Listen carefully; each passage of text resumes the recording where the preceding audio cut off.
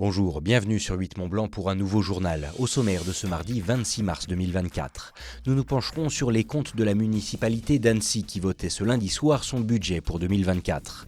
Au terme d'une soirée animée, les élus ont notamment voté une hausse de 14% de la taxe foncière. Les explications dans un instant.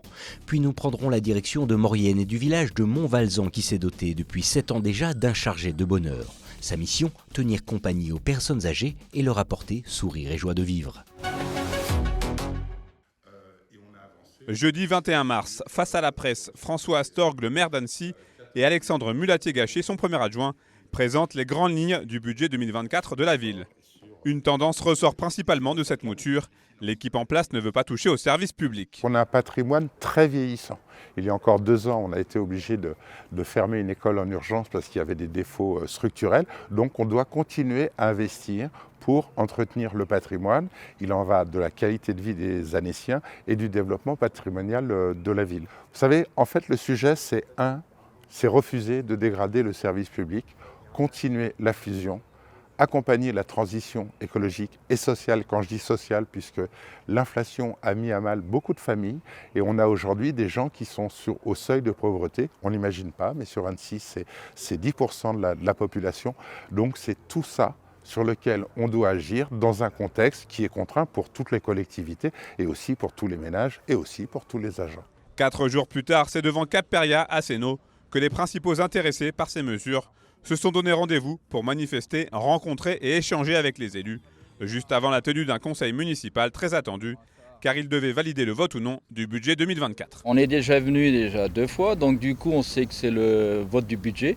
Et d'après les dires, on pourrait penser, mais même on a entendu, qu'il y aurait peut-être un reliquat de budget, pourquoi pas pour la prime de pouvoir d'achat. Donc on verra bien. Nous, ce qui nous est important, on a 2 choses. On a la prime de pouvoir d'achat de 800 € que le maire a jusqu'à juin 2024 pour verser. Et puis il y a notre fameux régime indemnitaire, c'est une prime que les agents de la fonction publique territoriale touchent. Comme prévu, la séance de ce lundi soir a été animée et les échanges parfois tendus entre les différents groupes, notamment lors de l'adoption de la hausse de la taxe foncière qui augmente de 14%. Cette mesure, qualifiée de matraquage fiscal par l'opposition, était devenue indispensable selon la majorité. Ça ne nous a pas fait plaisir de proposer cette hausse de la fiscalité, mais si on veut un budget qui soit ambitieux et qui permette de répondre aux défis climatiques et sociaux qui sont actuellement, ça devenait une nécessité, et pas que pour ce budget 2024. Ces 10 millions en plus qui vont rentrer en recettes dans la ville d'Annecy vont aussi servir chaque année. Du coup, chaque année plus tard, on va avoir 10 millions supplémentaires qui vont nous permettre de faire d'autres investissements. Et c'est ça qui vraiment nous a guidés, d'avoir ce chiffre-là et de pouvoir l'investir pour la ville d'Annecy. D'un montant total de 467 millions d'euros, le budget 2024 d'Annecy a été adopté par 36 voix pour, 18 élus ont voté contre et 15 se sont abstenus. À Annecy toujours, ce mardi était marqué par un appel à la mobilisation des retraités face à la montée du coût de la vie. Une manifestation qui a rassemblé une centaine de personnes devant la préfecture de Haute-Savoie. Une action qui visait à se faire entendre pour ne pas que les seniors soient les premiers à pâtir de l'inflation. On écoute les revendications des retraités avec leur représentant départemental pour la CGT qui a répondu à nos questions. La première revendication, c'est la revalorisation des retraites et pensions. On demande 10% tout de suite pour compenser les pertes subies depuis 7 ans.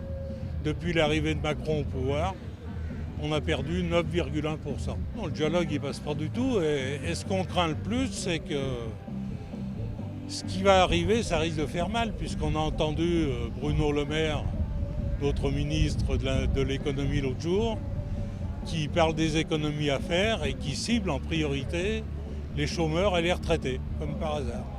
En disant en 2025, il faudra réduire. Il faut qu'on continue la lutte. Bon, l'année dernière, il y a eu des bonnes luttes. On a obtenu quand même que 2023, on touche 5,3% comme l'inflation. Donc il faut continuer l'action. Il n'y a pas d'autre solution. Ce lundi était une journée importante pour les associations de vétérans. La Maison du combattant et de la mémoire de Haute-Savoie a été inaugurée en présence de nombreux élus locaux. Auparavant, les 18 associations présentes dans ce bâtiment étaient éparpillées sur 2 sites différents à Annecy. Ça permet à toutes les associations de se regrouper dans le même lieu et puis de pouvoir continuer chacune leurs activités, parce que chaque association a ses activités, et notamment pour tous les devoirs de mémoire, toutes les cérémonies, participer aux cérémonies, il faut y organiser tout ça. Alors, donc il y a la place, il y a les bureaux pour organiser tout ça, et les activités qui sont autres aussi, autres que le souvenir, que les cérémonies, toutes les activités qui sont propres. Hein, vous savez, pour qu'une association garde son dynamique, il faut qu'il y ait des activités. Après d'importants travaux de réhabilitation du bâtiment de septembre 2023 à mars 2024, les différentes associations ont pu aménager dans ces locaux de 487 mètres carrés.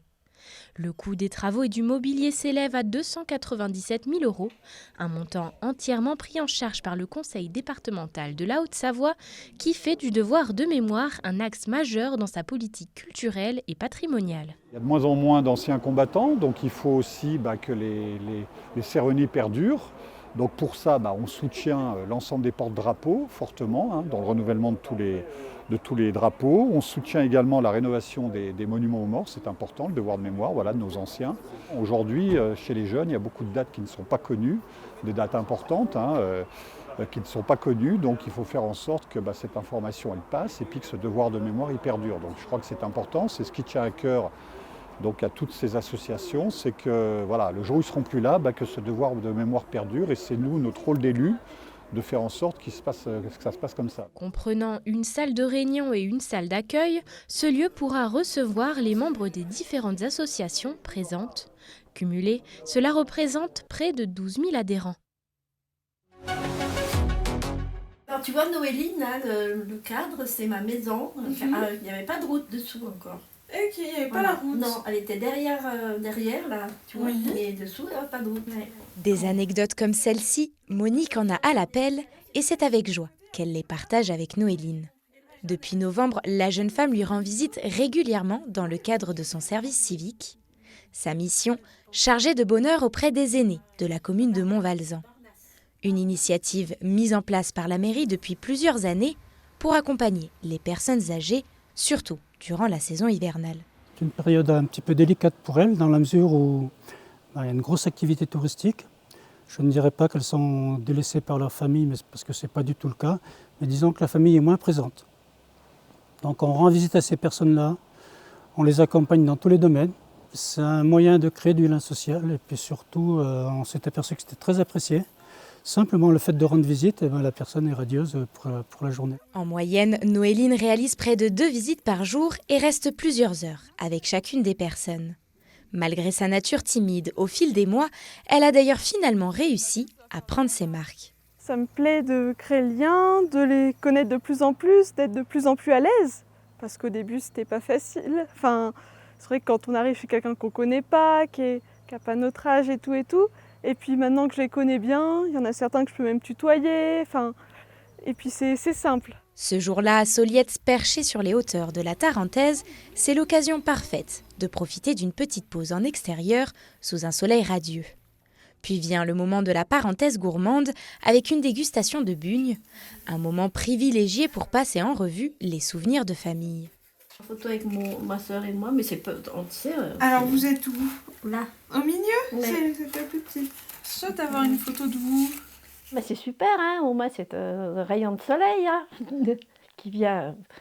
Ça nous fait beaucoup ça nous fait plaisir d'avoir quelqu'un tout le temps. Et ça fait déjà 2-3 ans que ça dure et elles sont toutes aussi gentilles les unes que les autres. Mais Noéline, c'est quelqu'un de calme et quelqu'un qui écoute. Et moi j'aime bien les gens qui écoutent et on peut parler de tout.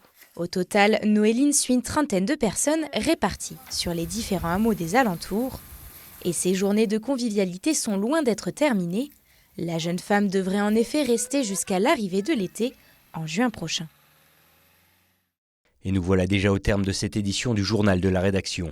Merci de votre intérêt pour l'actualité sur notre antenne et bien entendu, merci à toute l'équipe. Tout de suite sur la 8, Thierry Paulme vous attend pour la météo et quant au retour de l'actualité sur notre antenne, c'est pour demain à partir de 18h. Mais en attendant, je vous souhaite une agréable soirée avec nos programmes. À bientôt.